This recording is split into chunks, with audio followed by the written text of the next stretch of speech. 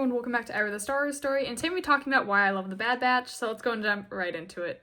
First off, my main reason why I love the Bad Batch is I love the family dynamic of it. I love how it was just a bunch of brothers who didn't even know that Omega existed until they came back after Order 66 and they found out about her. And at first, they left her behind. She warned them that Kamino wasn't safe, and that they shouldn't come back, and that she wanted to go with them. And we see that at first, they're like, no, what we do is too dangerous. It's not safe for a kid. But then after Tech tells them that, well, he thought it was obvious to everyone that she's a genetically enhanced clone like them.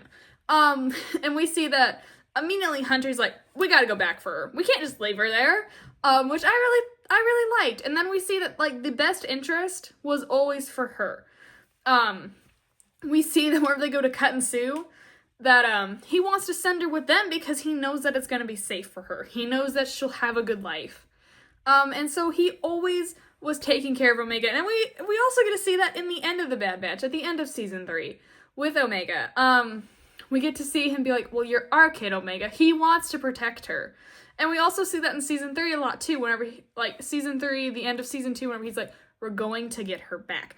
And they didn't stop searching until they found her. Well, I guess until she found them. But I really liked that. Like, I love the family dynamic of it. I also love seeing that they'll do anything for each other. Like, with Tech and Plan 99, he knew that they were out of time. He knew that. And so he sacrificed himself to make sure they got away safely. Or with, like, Hunter, whenever they were out of time and they were rescuing Gregor. He let the Empire take him because he knew they were out of time, and he ordered them not to come back for him because he knew that they were out of time. Like, we see that they will do anything for each other, which I really think is cool, and I really like that. We see multiple times in Season 3 that Hunter and Wrecker risked their lives. Hunter, Wrecker, and Echo, I guess is what I should be saying, risked their lives so many times to try to get Omega back. We see that the entire group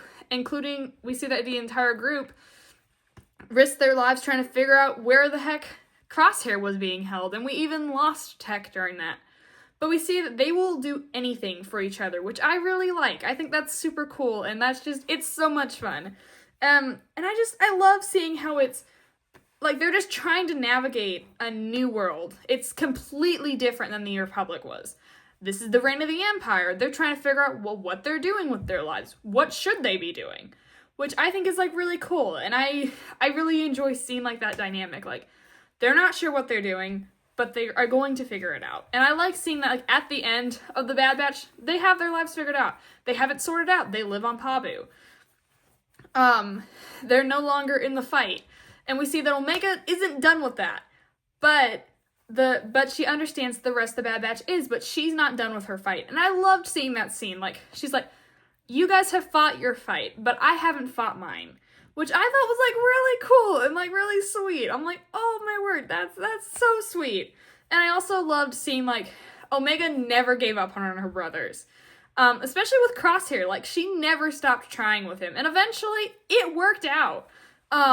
Eventually, like, over time, we see that she is about the only reason that we ever see Crosshair smile, which I absolutely love. I loved that scene, seeing him smile at her. Like, it was so cool on Pabu, that one scene, and I thought it was really cool. But she's about the only person that can bring out a smile from him, which I thought was really cool, and I really enjoyed that. And we see that, like, and I also love seeing that, they show that the Bad Batch has struggles. Like, with Crosshair, he joined the Empire. He ditched his brothers. And we see that. And we see that, like, I love how they did that. Like, they've all made mistakes. I thought that was, like, awesome. And it was super cool. And, like, how, like, they acknowledged that they all made mistakes. I really enjoyed that. I thought that was really cool.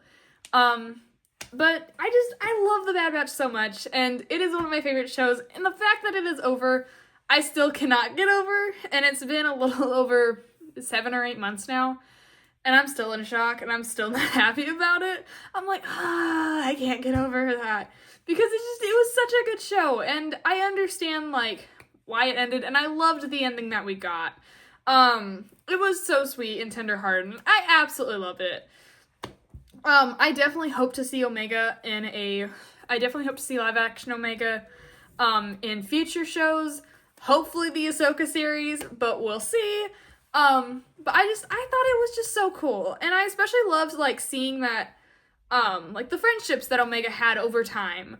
Like, that she grew. Like, with Hera, we see that even though they didn't see each other for very long, she had a small bond there. Or, like, I'm trying to remember what her name is. Crud. It's oh my word, I don't remember what her name is, but it's the other girl that lives on Pabu. I'm so sorry, I cannot remember her name. But I love seeing that friendship between her, together. Like, I love seeing that. I think it's just so cool, and, like, it's awesome to me. But yeah, that's some of the reasons why I love The Bad Batch. Let me know down in the comments why you guys love The Bad Batch so much. Please like, share, and subscribe, and as always, God bless. Bye, guys.